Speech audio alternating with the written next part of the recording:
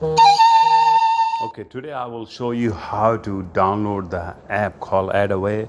What AdAway does is blocks the ads coming in on various locations and various sources, and it will block them for good.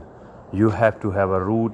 One of the benefit for root that you can run such as these apps, these amazing apps, which you cannot normally run on your stock cell phone because you don't have any root. So with the root you can do it. So it's very easy setup. You don't have to do anything. Just go to your search and type AdAway, and once you do that, it will bring you the second link for AdAway. You click on it, you download down there, you see the 5.8. You click on download. I already have download. I'm going to download one more time. I say replace. It's going to download for me automatically. Once it does, I'm just going to run it, install.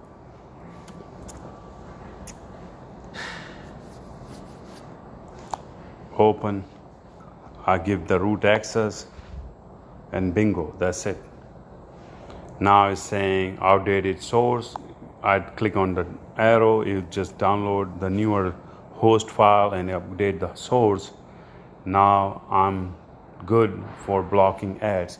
So let's say there are so many apps which you download and they say buy the premium package, or otherwise we will bombard you with the ads.